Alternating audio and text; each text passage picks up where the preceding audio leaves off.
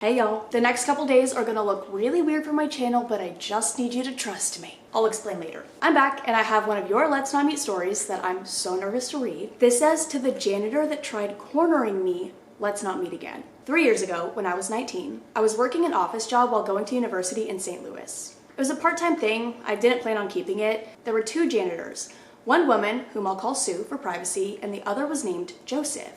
My shifts were in the afternoon, along with the person who recommended the job to me, my cousin Joanne, who's around 2 years older than me. During the afternoon shifts, my boss wasn't there. It was just me, Joanne, a guy named Oliver, who was Joanne's boyfriend, and now her husband. After a while, the 3 of us became a sort of friend group, hanging out after work and all that. Around the time we would finish our shifts, the janitors would start theirs. They alternated. If Sue worked on Monday, Joseph would be on shift Tuesday, and so on. One day, I think it was a Thursday or Friday at the end of the week, Oliver and I were waiting for Joanne to finish some extra paperwork, and Joseph came up the elevator. Oliver and I were standing in the hallway called Wing B, right outside the open door to Joanne's office. Suddenly, Oliver said he needed to use the bathroom, which was down the hallway in Wing C, next to the charging station. I could hear Joanne typing, and I saw Joseph coming down the hallway with a Swiffer-looking thing. He looked at me, winked, and licked his lips. That really freaked me out, and I wasn't even sure why. This wasn't the worst thing that's ever happened to me by a long shot. Right after, though, I rushed into Joanne's office and grabbed her arm. I vividly remember saying, "Let's go," in a loud voice. I wonder if Joseph heard me. Joanne quickly packed her laptop and we headed out, waiting for Oliver outside the bathroom.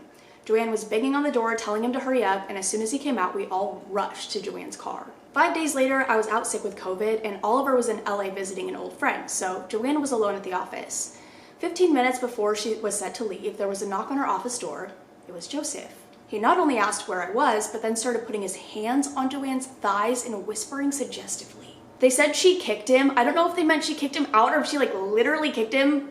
Hope that. But they said she kicked him, locked her office door, and messaged me about 8 times on Snapchat asking me to call the police, which I did. They said they were on their way. Joanne then called our group chat with some of her other friends, Oliver and me. However, the security cameras were mysteriously off. Big surprise, so there was no proof against Joseph. Eventually, our boss, Vic, started staying later in the afternoons with us, Oliver, Joanne, and me. Vic and I became pretty close since I had reported Joseph many times for inappropriate behavior, not just with me, but with Oliver and Joanne too. Vic was so disturbed by this that he fired Joseph, thank God. And it turned out that Sue was involved in disabling the security footage. Vic confronted her and she confessed, so he fired her immediately as well. After all that, I decided to quit out of fear of something similar happening again, but Vic and I started dating. I took a break from university and went back to my home state for a week to stay with my uncle, who worked nights as a 911 dispatcher, so he wasn't home at night. Vic had work to do back in Missouri, so I was alone. Then, out of nowhere, Joseph somehow found out where I was staying and slipped a love letter under my uncle's front door. I immediately called 911 and ended up reaching my uncle on the line. He got a replacement for his shift that night and came home right away. The police got involved and Joseph was eventually found guilty of SAing 2 other individuals. I'm so grateful because now he's in jail. To Joseph, who stalked me for over a month, let's never meet again.